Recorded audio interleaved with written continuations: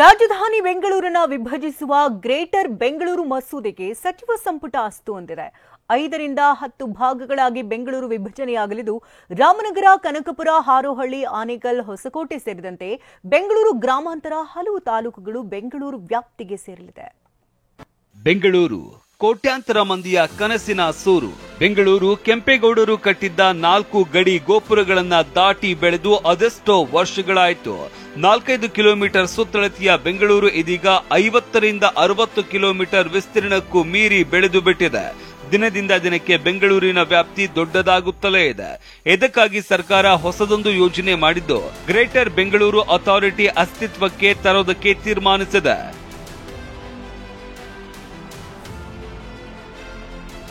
BBMP ಇನ್ಮುಂದೆ greater Bengaluru authority. ರಾಜಧಾನಿ 5 ಭಾಗ, ಸಚಿವ ಸಂಪುಟದಲ್ಲಿ ಅನುಮೋದನೆ. ಬೃಹತ್ ಬೆಂಗಳೂರು ಮಹಾನಗರ ಪಾಲಿಕೆ ಇನ್ನು ಮುಂದೆ ಗ್ರೇಟರ್ ಬೆಂಗಳೂರು ಆಗಲಿದೆ.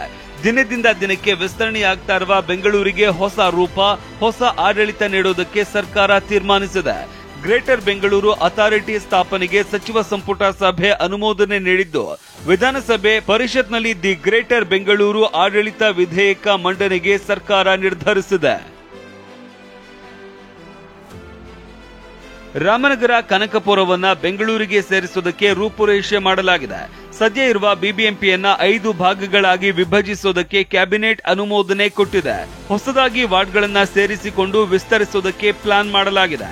ಈ ಮೂಲಕ ಬಿಬಿಎಂಪಿಗೆ ಬದಲು ಗ್ರೇಟರ್ ಬೆಂಗಳೂರು ಅಥಾರಿಟಿ ಅಸ್ತಿತ್ವಕ್ಕೆ ತರಲಾಗುತ್ತೆ. ಸುಮಾರು 1400 ಸ್ಕ್ವೇರ್ ಕಿಲೋಮೀಟರ್ನಷ್ಟು ವ್ಯಾಪ್ತಿ ಜಿಬಿಎ ಅಡಿಯಲ್ಲಿ ಬರಲಿದೆ. 1ರಿಂದ 10 ಕಾರ್ಪೊರೇಷನ್ಗಳು ಜಿಬಿಎ ವ್ಯಾಪ್ತಿಗೆ ಬರಲಿವೆ. ಈ ಕಾರ್ಪೊರೇಷನ್ಗಳು 950 ಸ್ಕ್ವೇರ್ ಕಿಲೋಮೀಟರ್ ವ್ಯಾಪ್ತಿ ಹೊಂದಲಿದೆ. ಸದ್ಯ ಇರುವ 708 ಸ್ಕ್ವೇರ್ ಕಿಲೋಮೀಟರ್ಗಳ ಬಿಬಿಎಂಪಿ ರದ್ದಾಗಲಿದೆ.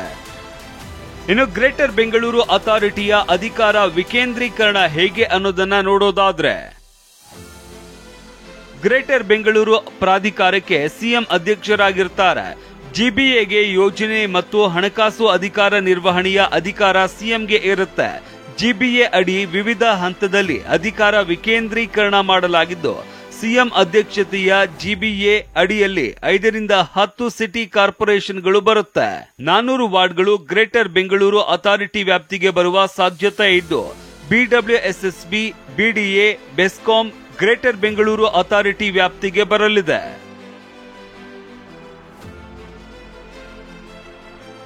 ಹೇಳಿದ ಮಾತನ್ನೇ ಅನುಷ್ಠಾನಕ್ಕೆ ತಂದ್ರ ಡಿಸಿಎಂ ಡಿಕೆ ಶಿವಕುಮಾರ್. ಇನ್ನು ಚನ್ನಪಟ್ಟಣ ಉಪಚುನಾವಣೆ ಪ್ರಚಾರದ ವೇಳೆ ಗ್ರೇಟರ್ ಬೆಂಗಳೂರು ಬಗ್ಗೆ ಡಿಸಿಎಂ ಡಿಕೆ ಶಿವಕುಮಾರ್ ಮಾತನಾಡಿದ್ರು. ರಾಮನಗರ, ಚನ್ನಪಟ್ಟಣ, ಕನಕಪುರ ಸೇರಿದಂತೆ ಎಲ್ಲವನ್ನೂ ಬೆಂಗಳೂರಿಗೆ ಸೇರಿಸುವುದಾಗಿ ಹೇಳಿಕೆ ಕೊಟ್ಟಿದ್ದಾರೆ. ನೀವು ರಾಮನಗರದವರಲ್ಲ, ನೀವು ಬೆಂಗಳೂರು ಜಿಲ್ಲೆಯವರು. ಅದು ನಿಮ್ಮ ತಲೆ ತಿಳಿಯವರು. ನೀವು ಬೆಂಗಳೂರು ಜಿಲ್ಲೆಯವರು. ಕನಕಪುರ ಬೆಂಗಳೂರು ಜಿಲ್ಲೆಯವರು. ಸೋಮುಗಂತ ನಾವು ಬೆಂಗಳೂರವರು.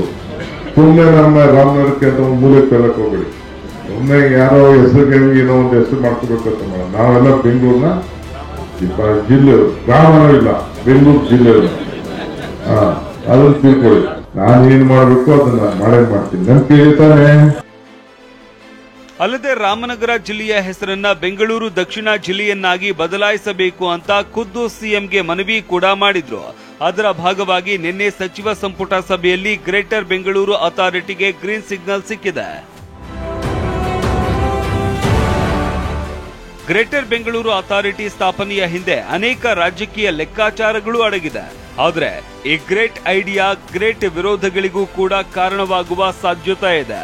ಇದೆಲ್ಲದರ ನಡುವೆ ಗ್ರೇಟರ್ ಬೆಂಗಳೂರು ಅಥಾರಿಟಿ ಹಾಗೂ ಇತರ 3 ವಿಧೇಯಕಗಳು ಇವತ್ತು ವಿಧಾನಸಭೆಯಲ್ಲಿ ಮಂಡನೆಯಾಗಲಿದೆ.